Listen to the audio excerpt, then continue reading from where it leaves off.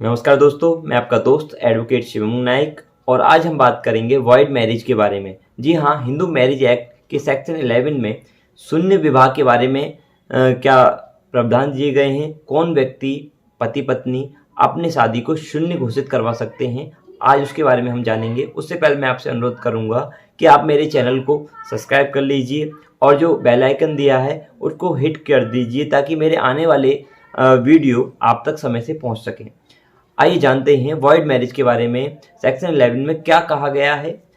सबसे पहले सेक्शन 11 में अपनी शादी को वॉइड करवाने के लिए ये कहा गया है कि हिंदू मैरिज एक्ट के सेक्शन 5 में जो सेक्शन सब क्लॉज 1 में जो शर्त दी गई है उसका उल्लंघन होता है तो ये वॉइड मैरिज करवा सकते हैं।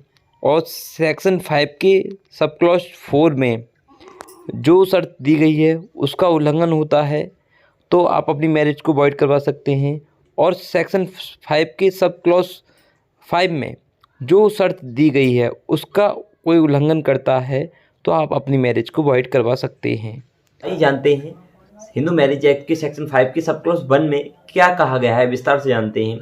ये कहा गया है कि पति पत्नी कोई व्यक्ति हैं शादी के समय, अगर उनकी शादी के समय कोई दूसरा जीवन साथी जिंदा है, यानी कि उनने पहले शादी कहीं कर रखी है किसी ने भी, यानी कि पति ने भी पहली शादी कर रखी है और उसकी बीवी जिंदा है, या फिर पत्नी ने पहले शादी कर रखी है और उसका पति जिंदा है, तो आपकी जो मैरिज हो रही है वो वॉइड हो जाएगी, घोषित होगी, यानी कि दूसरी शादी मान्य नहीं होगी और वो शादी शुरू से ही खत्म हो जाएगी।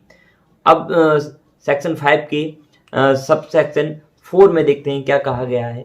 4 में ये कहा गया है कि कोई पति पत्नी हैं, उनमें से वो लोग अपने रिश्ते में यानी कि ब्लड रिलेशन में कोई शादी करते हैं, ये प्रोबेटिव रिलेशनशिप है अगर उनका कोई भी, उसमें वो शादी करते हैं, यानी कि हो सकता है कि कोई अपने चाचा ताऊ से शादी कर ले, या भाई बहन है रिश्ते में, यानी कि एक बाप के 2 बच्चे हैं, यानी कि उनके कई सारे क्या कहते हैं दूसरी माँ हैं या उनके फादर 2 हैं, उनकी संतान है, उनकी संतानों में कोई व्यक्ति आपस में शादी करते हैं लड़के लड़कियां, तो वो शादी भी वॉइड घोषित हो जाएगी शुरू से ही। अब सेक्शन 5 के सब सेक्शन 5 में देखते हैं क्या कहा गया है।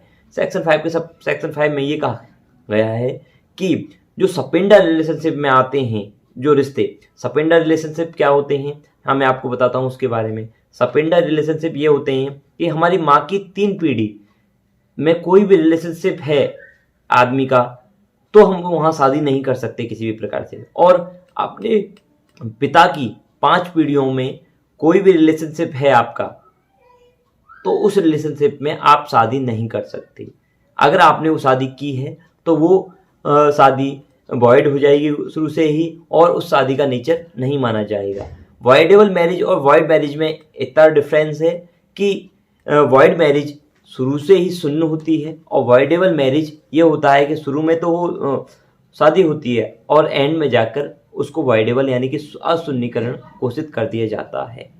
ये फ़र्क है और इसका नेचर ये होगा, अगर किसी ने भी इन चीज़ों का शर्तों का पालन नहीं किया है और उल्लंघन किया है तो शादी उनकी शुरू से ख़त्म हो जाएगी। अगर आपकी भी शादी इस दायरे में इन चीज़ों का उल्लंघन करती है तो आप अपनी शादी को वॉइड यानी कि शून्य घोषित करवा सकते हैं।